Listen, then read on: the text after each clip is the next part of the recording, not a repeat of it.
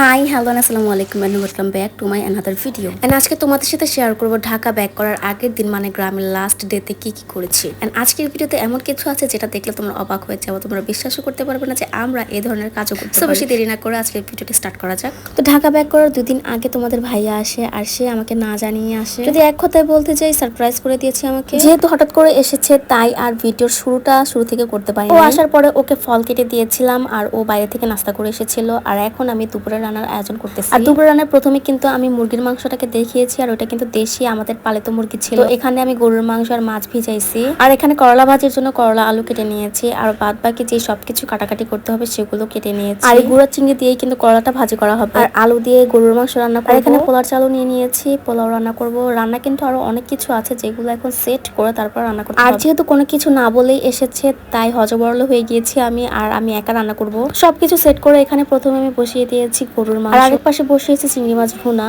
আর তোমরা যারা আমার ঈদের ব্লগটা দেখছো তারা অবশ্যই জানো ঈদের সময় আমার হাজবেন্ড আসেনি, তাকে ছাড়াই আমি ঈদ করেছি। এই জন্য চিন্তা করলাম ঈদে যেহেতু আমার হাতে রান্না খাওয়াতে পারিনি তো আজকে সবকিছু আমি রান্না করব আর তাকে আমার হাতে রান্নাটাই খাওয়াবো। তো এখানে আমি তোমাদের ভাইয়ার জন্য গরুর মাংস রান্না করেছি। এই গরুর মাংসটা ঝোল ঝোল করে রান্না করেছি কারণ ওর ঝোল গরুর মাংস অনেক বেশি পছন্দ। আর এখানে রয়েছে ইলিশ মাছ ভাজা আর ডিম ভাজা। ডিমটাকে এখানে আমি বয়েল করে তারপরে ভেজেছি। আর তারপরে রান্না করেছি মুরগির মাংস ভুনা। আর এটা দেশি পালিত মুরগি আর আমার আম্মু সবসময় মুরগি পালন করে। আর তারপরে রান্না করেছিলাম করলা আলু ভাজি, যেটা চিংড়ি মাছ দিয়ে রান্না করেছি। আরো রান্না করেছি এখানে চিংড়ি মাছ ভুনা, এটা ঝাল ঝাল করে রান্না করেছি। আরো রান্না করেছি পোলাও, যেটা তোমাদের ভাইয়ের অনেক বেশি পছন্দ। আর তারপরে ছিল নরমাল চালের ভাত। আর সবকিছু রান্না করে সাথে সাথে তোমাদের ভাইয়াকে খাবার দিয়ে দিয়েছে কারণ রান্না করতে করতে অনেক লেট হয়ে গিয়েছিল।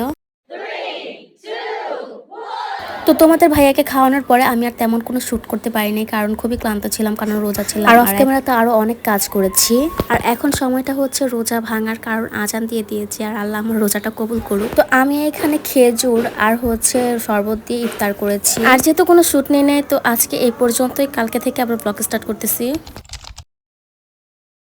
Hello and welcome back again and সবাইকে গুড মর্নিং। তো এখন বাজতেছে 7:01 আর এখন আমি চলে যাব সকালের নাস্তা বানানোর জন্য। আর নাস্তা বানাতে আম্মু আজকে হেল্প করতেছে আমাকে। আর যেহেতু আমাদের বাসার সবাই বউয়া খেতে অনেক বেশি পছন্দ করে দ্যাটস ওয়াই এখানে বউয়া রান্নার জন্য কাটাকুটি করে নিচ্ছে আম্মু। আর এর মধ্যে সবকিছু গুছিয়ে আমি রান্নাটা বসিয়ে দিয়েছি। আর চুলায় বউয়া বসানোর আগে আমি এখানে শুটকি আর মরিচটা টেলে নিয়েছি আর এগুলো দিয়ে এখন ভর্তা বানানো হবে। তো ভর্তার জন্য আমি শুটকি আর মরিচ টেলে নিয়েছি আর এখানে আম্মু পেঁয়াজ কেটে দিয়েছে। তো আমি এখানে বউয়া রান্না করতেছি আর এখানে খালামণি ভর্তা বানাইতেছে। আর ফাইনালি সকালের নাস্তা বানানো কমপ্লিট। সকালের নাস্তায় আমরা বোয়া বানিয়েছি আর বোয়া দিয়ে খাওয়ার জন্য এখানে খালামণি 3 রকমের ভর্তা বানিয়েছে আর সাথে ছিল ডিম ভাজা। আর এখন আমরা আমাদের নাস্তাটা কমপ্লিট করব।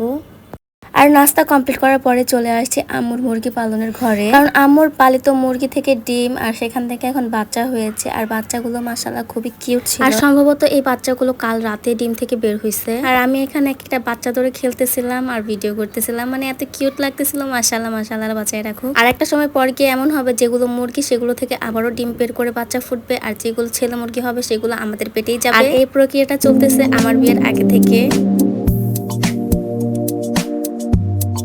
আর কালকে যেহেতু ডিম থেকে বাচ্চাগুলো বের হয়েছে তো আম্মু বলতেছে ওদের ওষুধ খাওয়াতে। আর আম্মু যেহেতু এখন কোনো ধুলাবালির কাজে যেতে পারবে না দ্যাটস ওয়াই এখানে খালামণি আর তামিম মিলে মুরগিকে ওষুধ খাওয়াইতে। তো এর মধ্যে বাচ্চাগুলোকে ওষুধ খাওয়ানো ডান। আর বাচ্চাগুলো দেখো মাশাআল্লাহ কত কিউট, আর ওদের জন্য তোমরা দোয়া করবে। আর আরেকটা জিনিস তোমাদের দেখাই, দেখো এখানে আরেকটা মুরগি বসেছে ওমে। ওরা ডিম পেড়ে তারপর ওম দিয়ে বাচ্চা ফুটায়। আর মুরগির চ্যাপ্টার ক্লোজ করে এখন চলে যাবো মানহাকে খাওয়াতে। আর ওকে খাওয়ানো যে কতটা প্যারার তা বলে বোঝাতে পারবো না। আর ম্যাডামকে ইদানিং ফোনে কার্টুন দিয়ে খাবার খাওয়াতে হয়। আর মানহাকে খাওয়ানোর পর আমি আর খালামণি মিলে দুপুরে রান্নাটা কমপ্লিট করি। আর দুপুরে রান্না করেছিলাম খাসির মাংস, আরো রান্না করেছি বাইলা মাছ। আম্মু আর খালামণির জন্য ডিম ভুনা আর লাস্টে ছিল ডাল। আর এখন আমরা সবাই মিলে দুপুরের খাবারটা কমপ্লিট করব আর খাবার খেয়ে রেডি হয়ে চলে যাব ঘুরতে।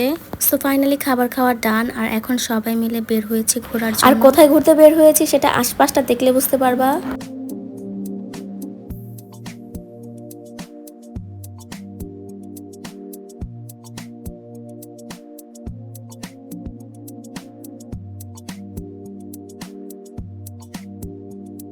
তো আমরা সবাই মিলে চলে এসেছি নদীর পাড়ে। এটা আমাদের গ্রামের এরিয়ায়। আমি যতবারই ঢাকা থেকে গ্রামে আসি ততবারই নদীর পাড়ে আসি, কারণ নদীর পাড়ে আমার অনেক বেশি ভালো লাগে। আর এখানে দাঁড়িয়ে দাঁড়িয়ে কিন্তু সানসেটটাকেও এনজয় করা যায়।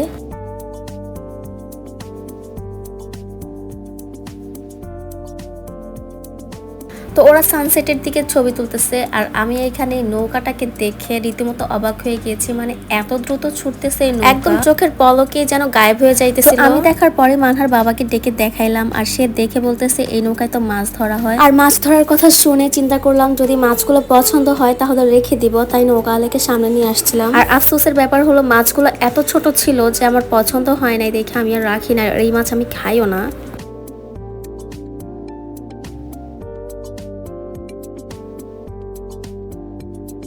তো সানসেট এনজয় করার পরে আমরা চলে গিয়েছিলাম বাসার দিকে। আর বাসার দিকে যাওয়ার সময় চোখে পড়ে একটা টমেটো বাগান। বাই দ্য ওয়ে টমেটো বাগানটা কিন্তু আমার দাদার চাস্তো ভাইয়ের, মানে সম্পর্কে আমারও দাদা লাগে, তার টমেটো বাগান। তো তোমরা আবার কেউ বলে না যে চুরি করছি। তো এই টমেটো বাগান থেকে কিন্তু আমরা না বলে টমেটো নিয়েছি, বাট বাসায় গিয়ে বলে দিয়েছিলাম দাদাকে যে আপনার বাগান থেকে আমরা টমেটো নিছি। তো আমি আমার বোনের ছেলেকে পাঠাইছিলাম টমেটো আনার জন্য। তো মানহার বাবা বলতেছে আমি নিজে যে ছিঁড়ে তারপর খাবো, তো সে সেটাই করছে।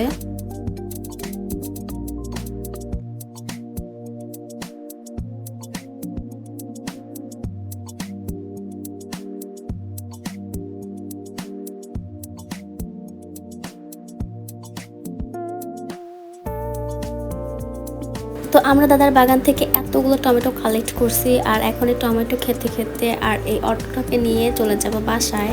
আর নদীর পাড় থেকে যাওয়ার সময় একটা বাজার পড়ে যেটাকে জনুর বাজার বলে আমাদের এদিকে। তো ওইখান থেকে আমরা নিয়ে নিয়েছি আইসক্রিম।